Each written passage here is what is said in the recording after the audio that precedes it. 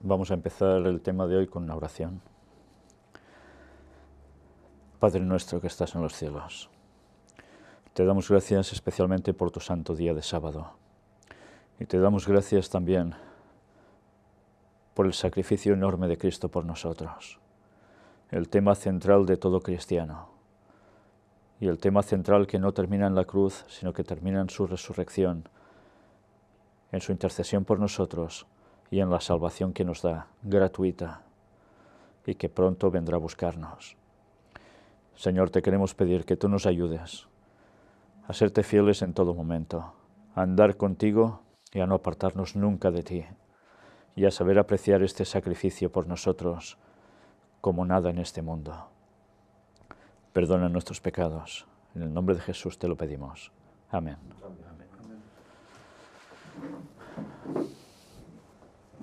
Bien, hoy vamos a tener la continuación de los judíos en el tiempo del fin. Va a ser su segunda parte.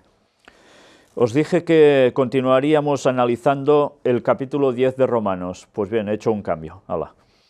Y va a ser precisamente, no ahora un análisis del texto bíblico en sí, que ya lo hicimos del capítulo 9, sino lo que escribe Ellen White al respecto.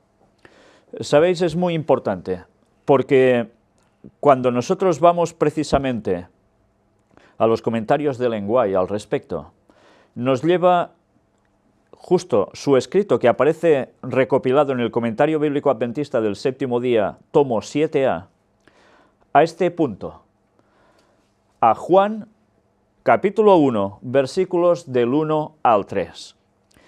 Resulta que este comentario ella también lo aplica a Romanos 9. ¿Y por qué? Muy fácil. Si recordamos Romanos 9, nos hablaba que en el fondo lo que había de importante allí era el sacrificio de Cristo, de lo cual depende la salvación absolutamente de judíos y de no judíos. Pues sabiendo esto, lo que vamos a ver hoy son esas citas que Ellen White escribe al respecto. Pero cuidado, va a haber una gran sorpresa en esos escritos.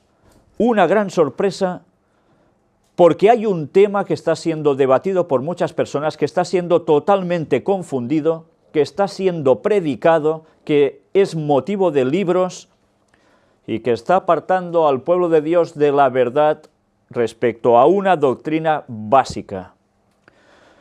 Y lo vamos a tratar a fondo, y espero que después de eso el Señor pueda abrir los ojos y el entendimiento de muchos adventistas que por desgracia están errando y están diciendo lo que realmente no es.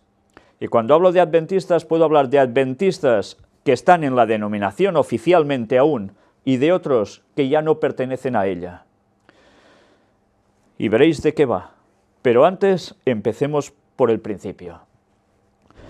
Juan capítulo 1 versículos del 1 al 3 nos dice: En el principio era el Verbo, y el Verbo era con Dios, y el Verbo era Dios. Este era en el principio con Dios. Todas las cosas por Él fueron hechas, y sin Él nada de lo que ha sido hecho fue hecho. Evidentemente, esta es la parte que a los judíos más les molestaba, que Jesús pudiese ser considerado Dios, que fuese considerado el Creador. Por eso Romanos, en el capítulo 9 y antes en el 8, hace toda esa exposición sobre Cristo y cómo eso iba a definir quién sería verdaderamente judío, seguidor de la palabra tal cual, o sea, del mismo Cristo, y quién no, quién lo rechazaría. A tal punto que iba a marcar definitivamente la salvación para unos y la perdición para otros.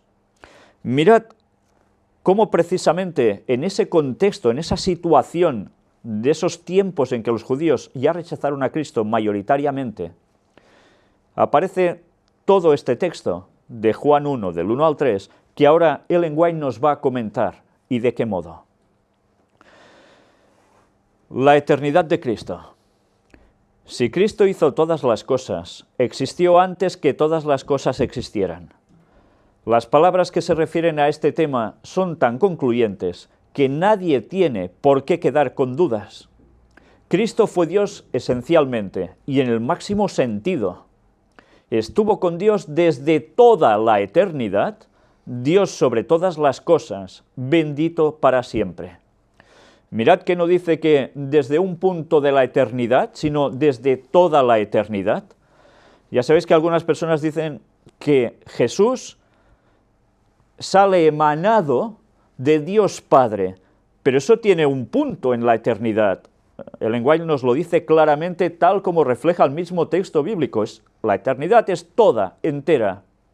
Por tanto, no podemos decir eso, porque es una aberración.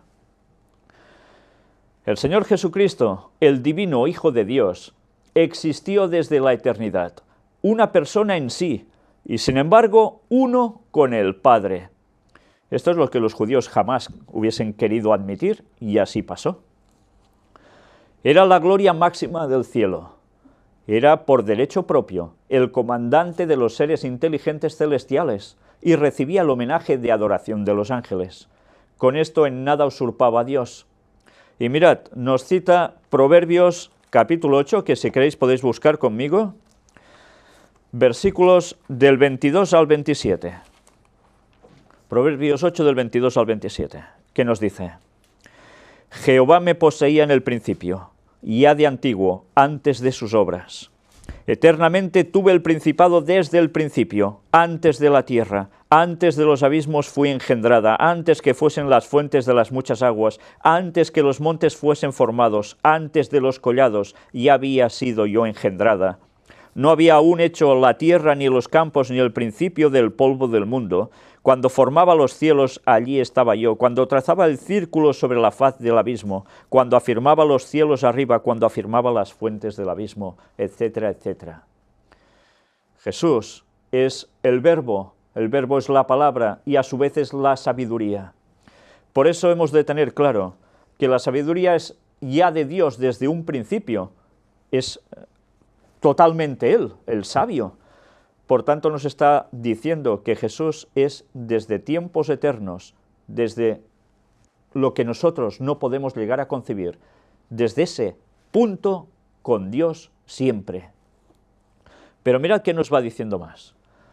Hay luz y gloria en la verdad de que Cristo era uno con el Padre, antes de que se pusiera el fundamento del mundo.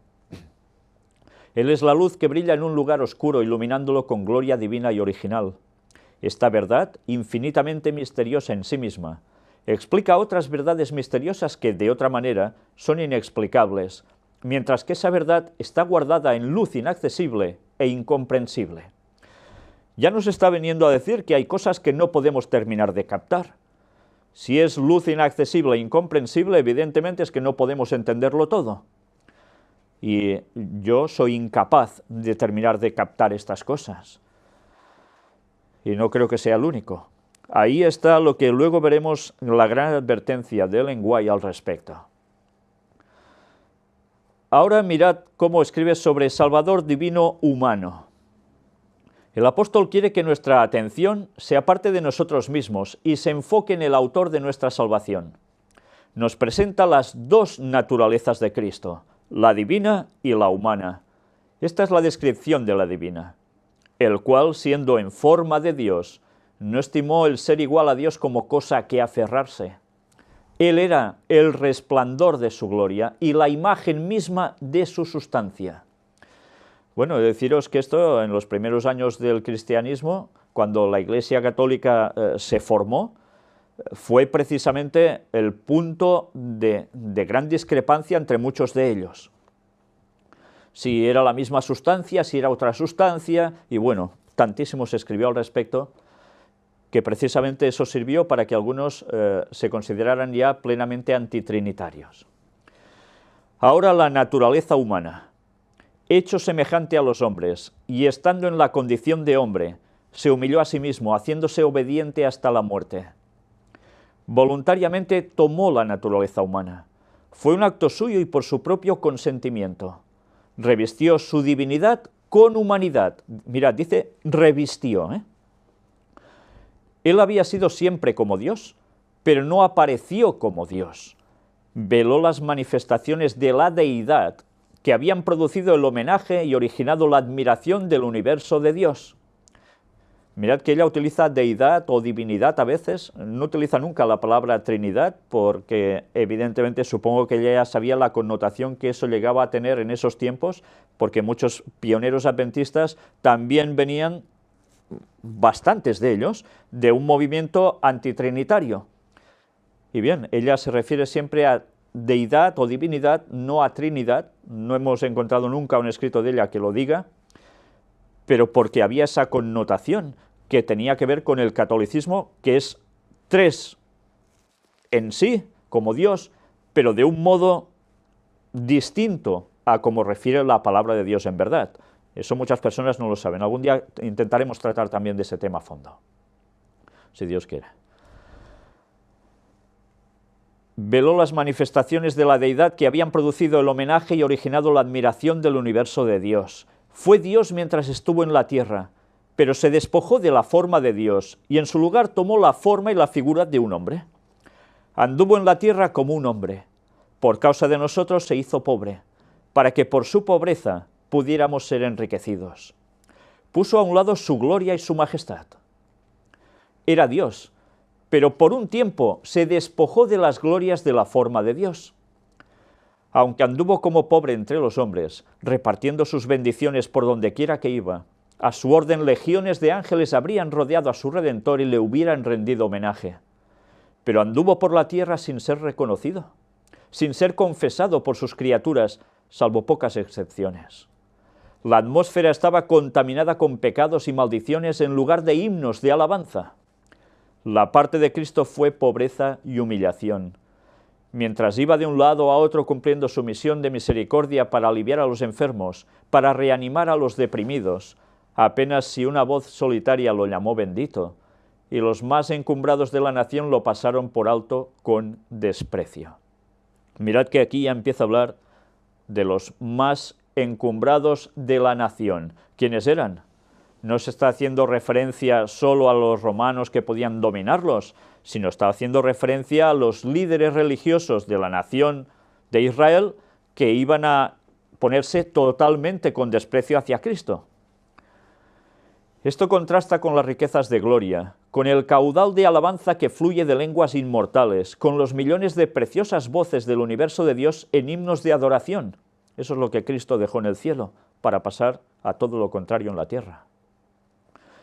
Pero Cristo se humilló a sí mismo y tomó sobre sí la mortalidad. Como miembro de la familia humana era mortal, pero como Dios era la fuente de vida para el mundo. En su persona divina podría haber resistido siempre los ataques de la muerte y haberse negado a ponerse bajo el dominio de ella. Sin embargo, voluntariamente entregó su vida para poder dar vida y sacar a la luz la inmortalidad. Llevó los pecados del mundo y sufrió el castigo que se acumuló como una montaña sobre su alma divina. Entregó su vida como sacrificio para que el hombre no muriera eternamente. No murió porque estuviese obligado a morir, sino por su propio libre albedrío. Esto era humildad. Todo el tesoro del cielo fue derramado en una dádiva para salvar al hombre caído. Cristo reunió en su naturaleza humana todas las energías vitalizantes que los seres humanos necesitan y deben recibir. Admirable combinación de hombre y Dios. Cristo podría haber ayudado su naturaleza humana para que resistiera las incursiones de la enfermedad, derramando en su naturaleza humana vitalidad y perdurable vigor de su naturaleza divina. Pero se rebajó hasta el nivel de la naturaleza humana. Lo hizo para que se pudieran cumplir las Escrituras, y el Hijo de Dios se amoldó a ese plan, aunque conocía todos los pasos que había en su humillación, los cuales debía descender para expiar los pecados de un mundo que, condenado, gemía. ¡Qué humildad fue esta! Maravilló a los ángeles. La lengua humana nunca podrá describirla, la imaginación no puede comprenderla. El Verbo eterno consintió en hacerse carne. Dios se hizo hombre, fue una humildad maravillosa. Pero aún descendió más. El hombre Jesús debía humillarse como un hombre que soporta insultos, reproches, vergonzosas acusaciones y ultrajes. Parecía no haber lugar para él en su propio territorio.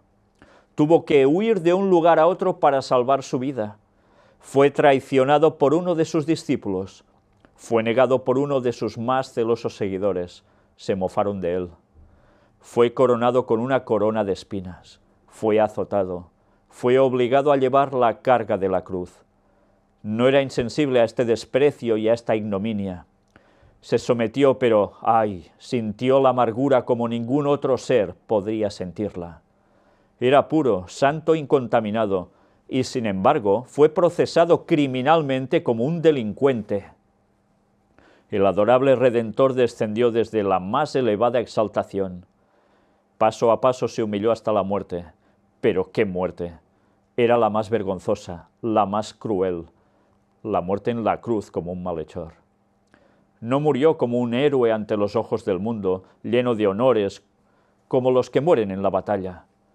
Murió como un criminal condenado, suspendido entre los cielos y la tierra. Murió tras una lenta agonía de vergüenza, expuesto a los vituperios y afrentas de una multitud relajada, envilecida y cargada de crímenes. Mirad cómo murió, suspendido entre los cielos y la tierra. Una vez más, hasta su muerte, en ese objeto que era la cruz, estaba indicando su conexión, que gracias a su muerte uniría el cielo con la tierra, como si fuera un pararrayos. Pues así fue la muerte de Cristo. En él, el rayo de la ira divina, simbólicamente hablando, descendió para mitigar ese rayo de muerte que caería sobre todos los pecadores. Hasta la muerte de Cristo fue importante que fuera en una cruz, para darnos un simbolismo. Todos los que me ven me escarnecen, estiran la boca, menean la cabeza. Salmos 22:7. Estiran la boca. ¿Cómo se estira una boca? Se abre así hacia los lados, ¿y qué se suele hacer? ¿No? Sí, burla, claro, es un escarnio. Y menean la cabeza, quieren decir, ¿cuántas veces vemos ese tipo de expresión? Sobre todo los que somos latinos, ¿no?, que tenemos esa misma forma de hacer. Pues en definitiva, este Salmo 22:7 hacía referencia a lo que harían con Jesús.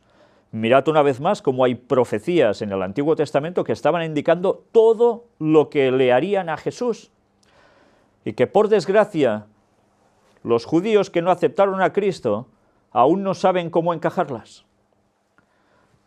Porque resulta que al único que le pasó esto, queriendo ser Dios, pretendidamente ante el mundo, fue a Cristo, tal cual. Por eso hay una serie de textos que el judaísmo aún desprecia.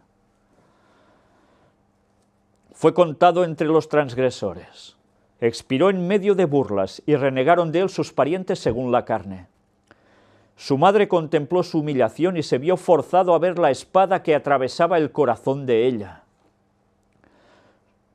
Soportó la cruz menospreciando la vergüenza, pero lo tuvo en poco, pues pensaba en los resultados que buscaba, no solo en favor de los habitantes de este pequeño mundo, sino de todo el universo, de cada mundo que Dios había creado. A veces pensamos que toda la situación es por lo que hay aquí. No. De ahí dependía la situación de estabilidad eterna para todo el universo, porque hasta esos momentos, aún en el cielo, en el inmenso universo, los habitantes de otros mundos creados por Dios no sabían realmente qué es lo que estaba pasando con Satanás, con el mal, con el pecado. Y tuvieron que ver ese momento de Jesús crucificado, su propio creador, para darse cuenta de la maldad satánica, hasta qué punto podía llegar en extremo. Lo que demostraba que la ley de Dios es vigente en todas partes. Si no, Cristo no habría muerto como transgresor de la ley, pero él no la transgredió. Por eso cargó con nuestros pecados. Cristo tenía que morir como sustituto del hombre. El hombre era un criminal condenado a muerte por la transgresión de la ley de Dios, un traidor, un rebelde.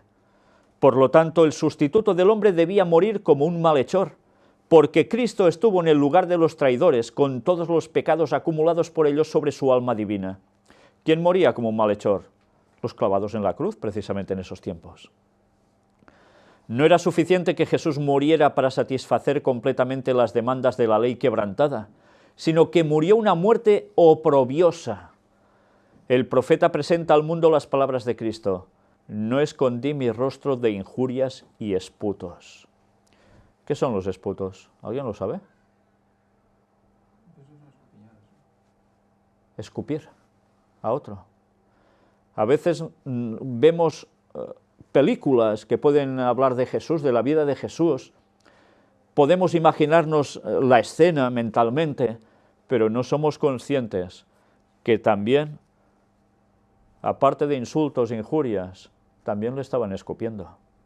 Y ya sabéis que escupir a una persona 1 hora está considerado como una afrenta que da asco, en definitiva, ¿no? ¿A quién se escupe?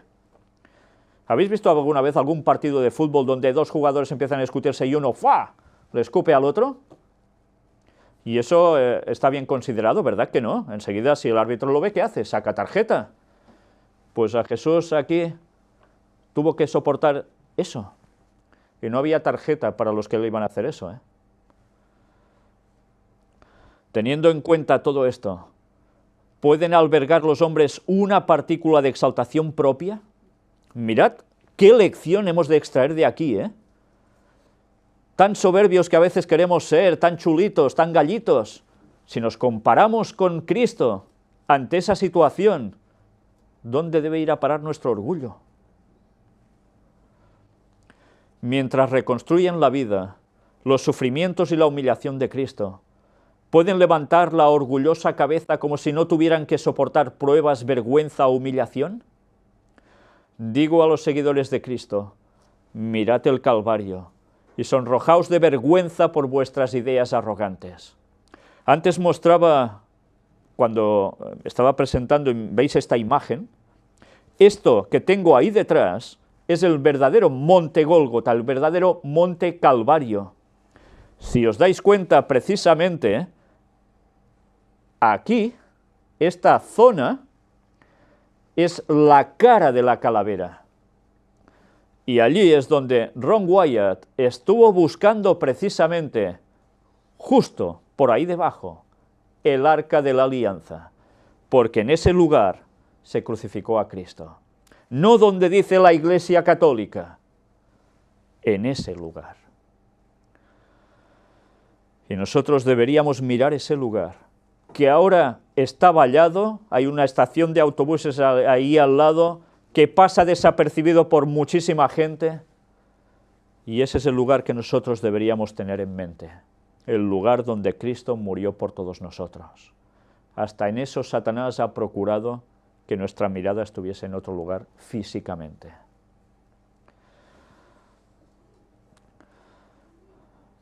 Toda esta humillación de la majestad del cielo fue por causa del hombre culpable y condenado. Cristo descendió más y más en su humillación, hasta que no hubo profundidades más hondas donde pudiera llegar para elevar al hombre sacándolo de su contaminación moral. Todo esto fue por vosotros, que lucháis por la supremacía, por el orgullo, por el ensalzamiento humano, que teméis no recibir toda esa deferencia, ese respeto del concepto de los humanos, que pensáis que os corresponde. ¿Es esto parecerse a Cristo? A veces nos dicen algo, y ya, ¡bum!, cómo saltamos. Y Cristo ni se inmutaba. Y Él, que no tenía ninguna culpa, tuvo que aguantar eso. Y nosotros, que no nos merecemos nada, todo lo contrario. Haya pues en vosotros este sentir que hubo también en Cristo Jesús. Murió en expiación y para convertirse en modelo de todo el que desee ser su discípulo. ¿Albergaréis egoísmo en vuestro corazón? ¿Y ensalzarán vuestros méritos los que no tienen delante de ellos a Jesús como modelo? No tenéis mérito alguno, salvo los que recibáis mediante Jesucristo. ¿Albergaréis orgullo después de haber contemplado a la deidad que se humillaba y que después se rebajó como hombre hasta que no hubo nada más bajo a lo cual pudiera descender?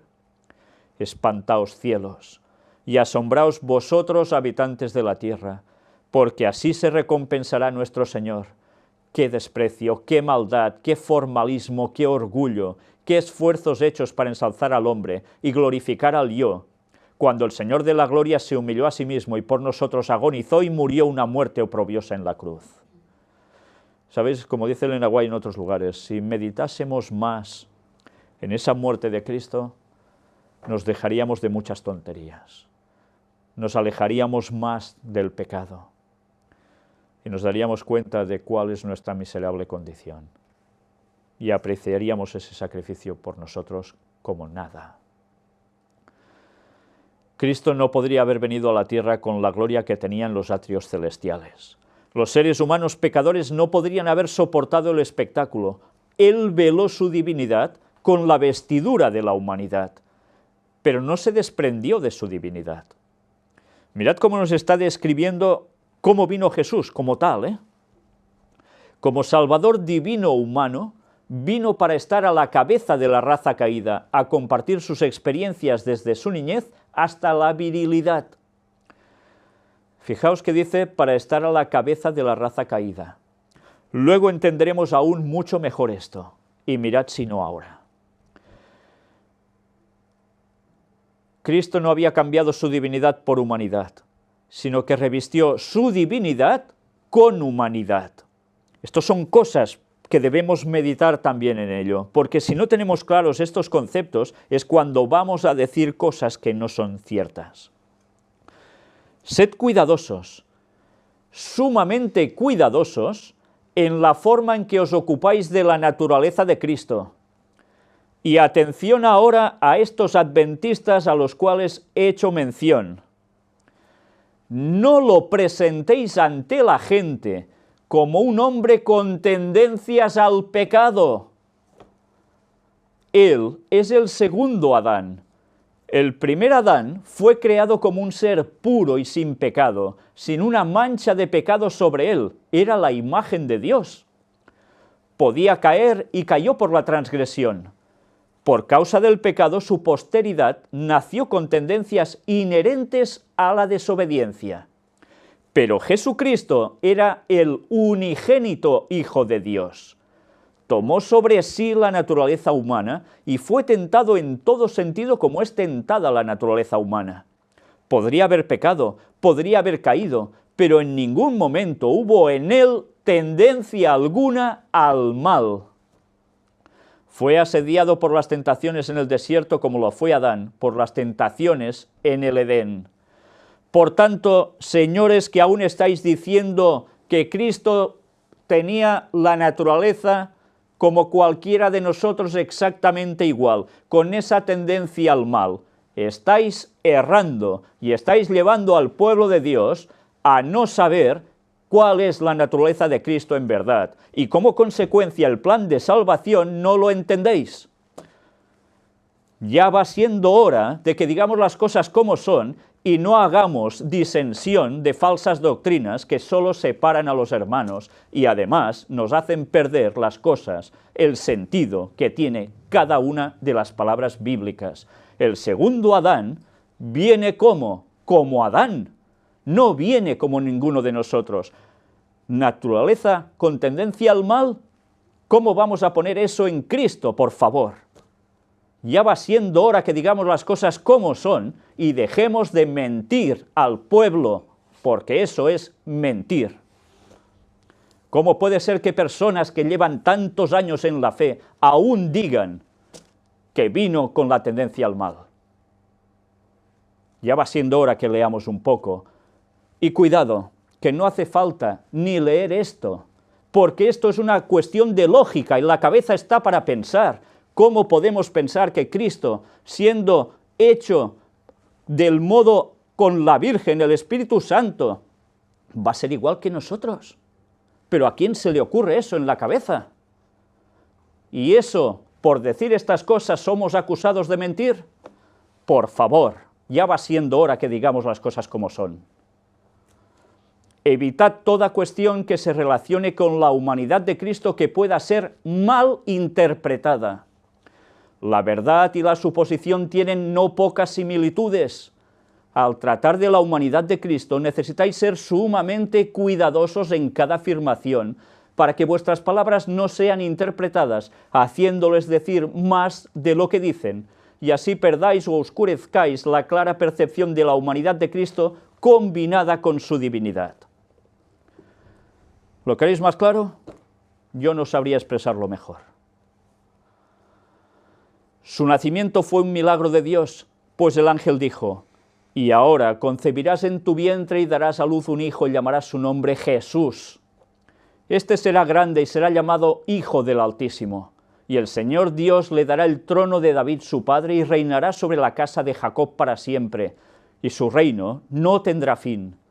Entonces María dijo al ángel: ¿cómo será esto? Pues no conozco varón.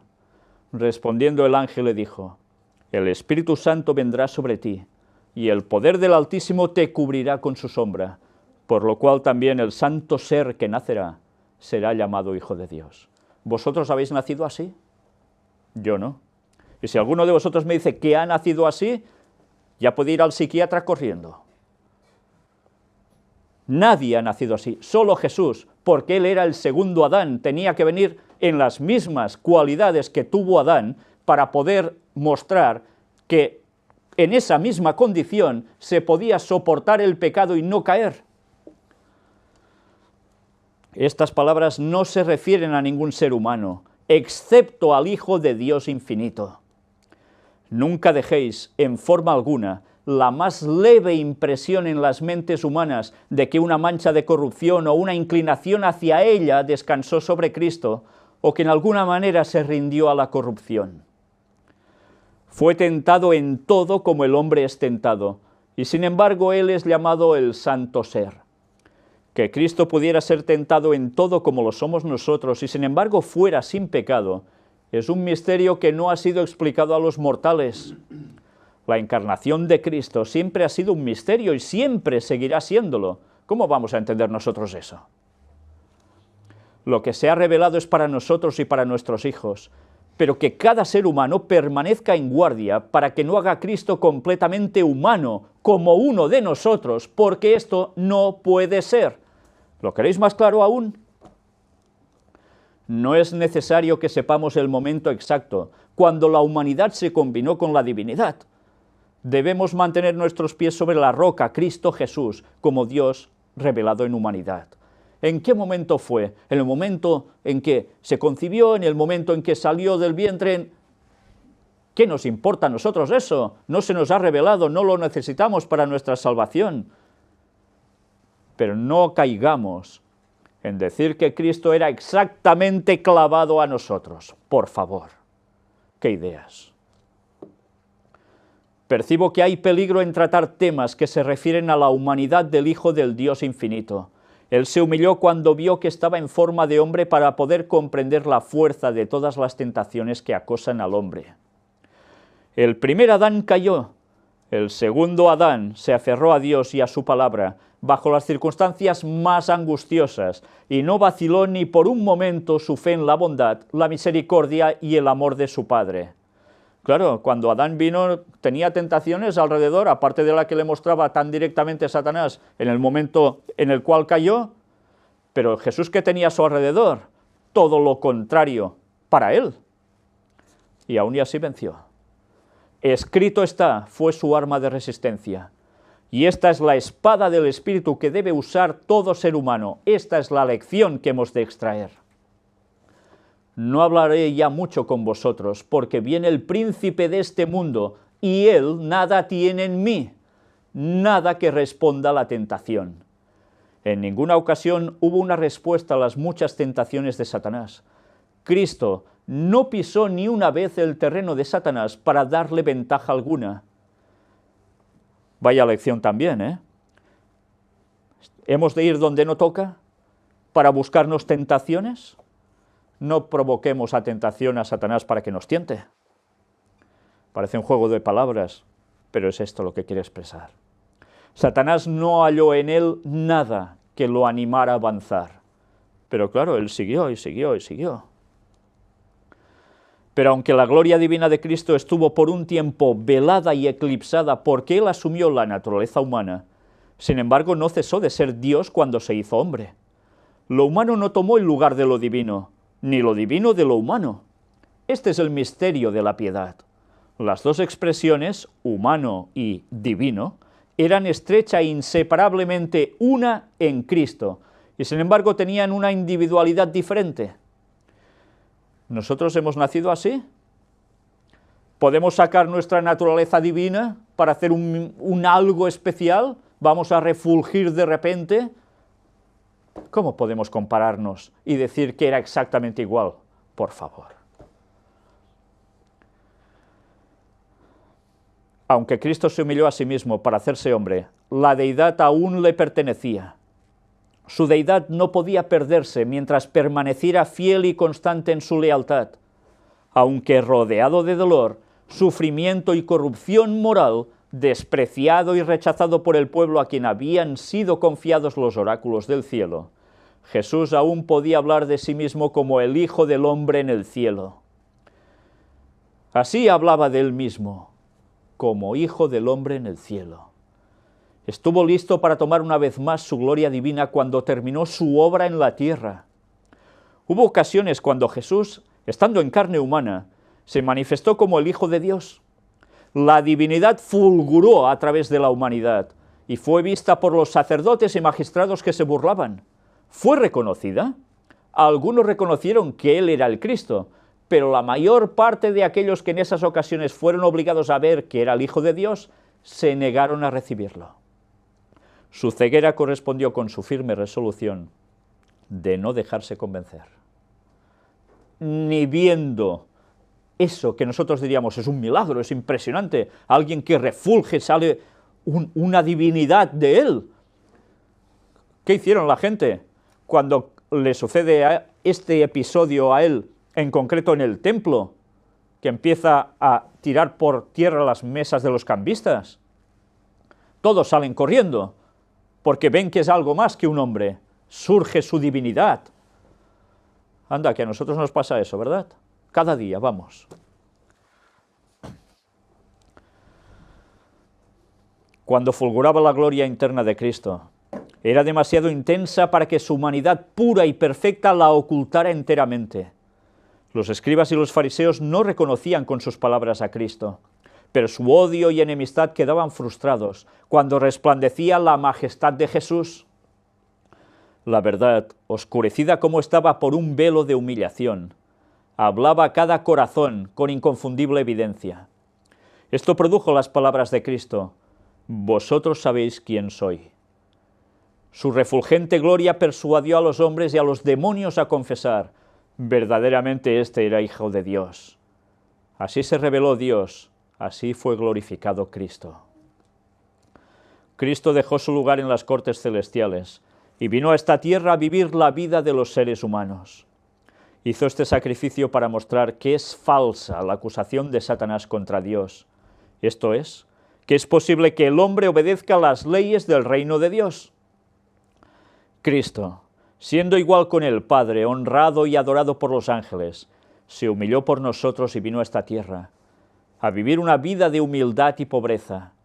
Vino a ser un varón de dolores, experimentado en quebranto. Sin embargo, el sello de la divinidad estaba sobre su humanidad. Vino como un maestro divino, para elevar a los seres humanos, para aumentar su eficiencia física, mental y espiritual. A veces sí hemos de aprender cosas. Nos centramos en, sí, mucho espiritual, pero dejamos de lado la parte física y la parte mental. Pues, ¿qué ocurre en consecuencia? Deficiencias. ¿Somos física, mental y espiritualmente en el camino de Cristo? Es lo que debemos intentar, debemos trabajar para ello. ¿Y cuántos lo hacen? ¿Cuántos cristianos aprenden de esto y lo ponen en práctica? ¿Y luego queremos estar equilibrados mentalmente? ¿Cómo vamos a estar equilibrados si no cumplimos con lo que fuimos hechos? No hay nadie que pueda explicar el misterio de la encarnación de Cristo. Con todo sabemos que vino a esta tierra y vivió como un hombre entre los hombres. El hombre Cristo Jesús no era el Señor Dios Todopoderoso, sin embargo Cristo y el Padre son uno. La deidad no desapareció bajo la angustiosa tortura del Calvario. Sin embargo, no es menos cierto que de tal manera amó Dios al mundo, que ha dado a su Hijo unigénito, para que todo aquel que en él cree no se pierda, mas tenga vida eterna. Este es el famoso versículo que condensa toda la Biblia en un solo texto. Satanás procuró evitar, en todas las formas posibles, que Jesús se desarrollara dentro de una niñez perfecta, una edad viril intachable, un santo ministerio y un sacrificio inmaculado, pero fue derrotado. ¿Por qué quería una niñez imperfecta Satanás por él? Porque no tenía tendencia al mal y le tuvo que complicar la vida tanto como pudo para ver si pecaba. ¿Y cuántos niños ya nacen con esa tendencia al mal? Todos. Todos. No hay un niño que patalee, no hay un niño que tenga rabietas, no hay un niño que diga, este juguete es mío y el mío no te lo doy para nada a ti. Y esto pasa con 2 años. ¿Cómo podemos decir aún que Cristo era exactamente igual que nosotros? Una cosa es semejante y la otra es igual. Buscad los términos, por favor, porque estáis llevando al pueblo de Dios a la perdición. Un error doctrinal lleva a otro, es una cadena sucesiva, y al final uno ya no sabe ni qué cree realmente en la palabra de Dios.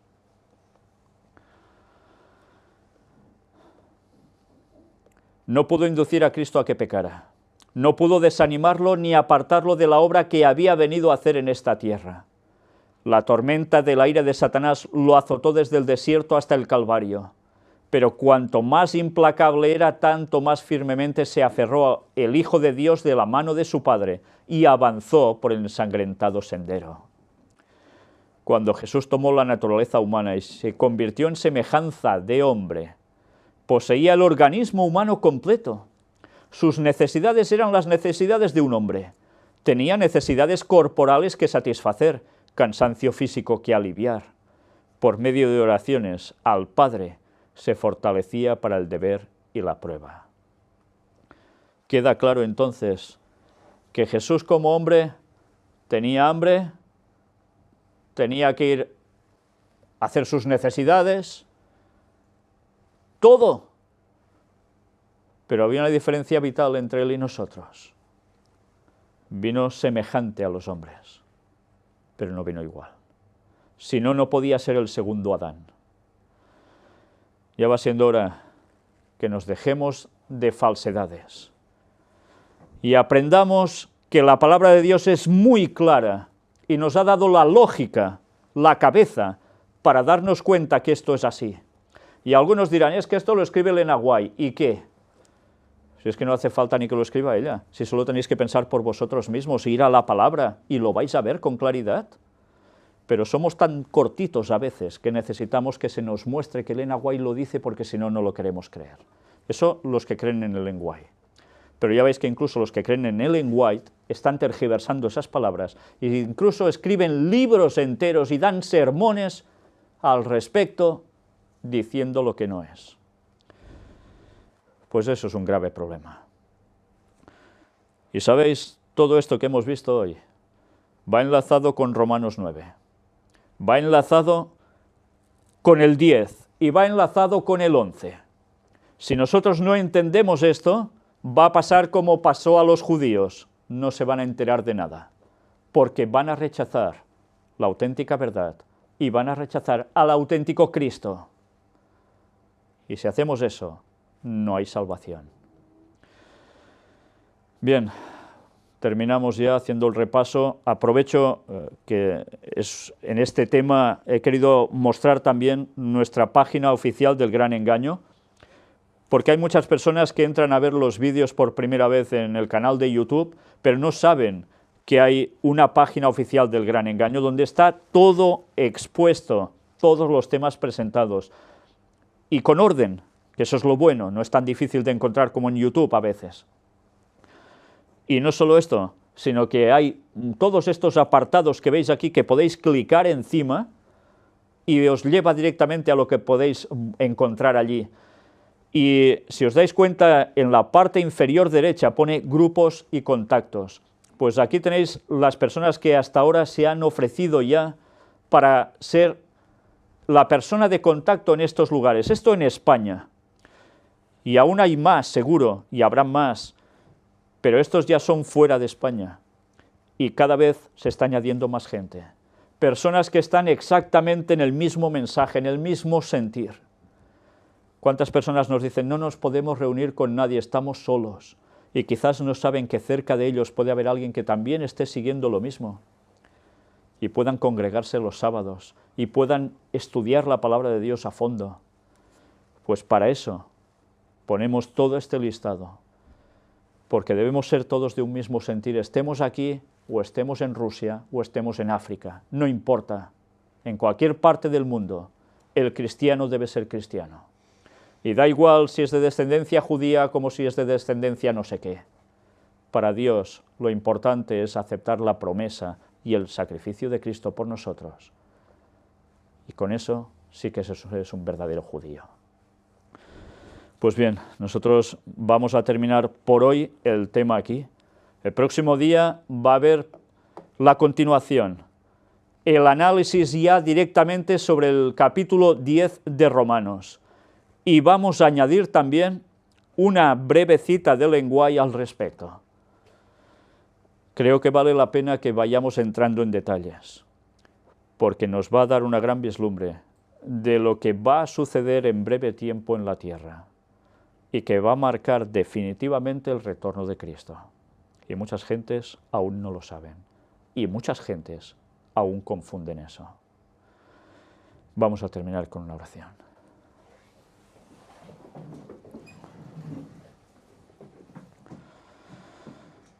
Padre nuestro, una vez más te hemos de dar las gracias, Señor.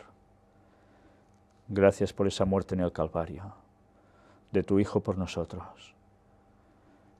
Nosotros que no nos merecemos nada y tú nos lo das todo.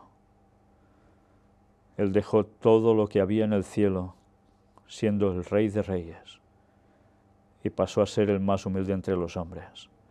Nos enseñó cómo vivir, qué creer, qué debemos hacer en todo momento, cómo debemos pensar incluso. Y nos dio también un mensaje, un legado, dar el mensaje, el Evangelio, las buenas nuevas a todo el mundo, sin excepción, sean de donde sean, no importa su origen, ni su raza, ni color, ni nada, Señor. Ayúdanos a no discriminar a nadie, porque en el cielo todos vamos a estar unidos contigo, y eso es lo que queremos ya aquí en la tierra. Perdónanos, Señor, todo lo que hacemos mal. Ayúdanos a cambiar, y danos siempre la verdad pura, Señor.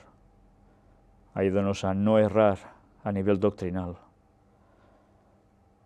y ayúdanos, Señor, a defender tu palabra,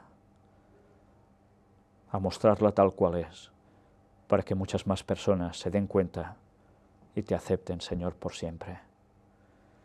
Perdona nuestros pecados, por favor. Humíllanos tú, Señor. Nada bueno hay en nosotros. Lo que hay bueno lo pones tú. Si el Espíritu Santo no actuara en nosotros, ni eso tendríamos. Transfórmanos, Señor, y si es tu voluntad, ayúdanos a perfeccionarnos para llegar a ser de los 144.000. Y si no, que vayamos al descanso, pero después, en el día de la resurrección, en tu retorno, podamos irnos contigo. En el nombre de Jesús te lo pedimos. Amén.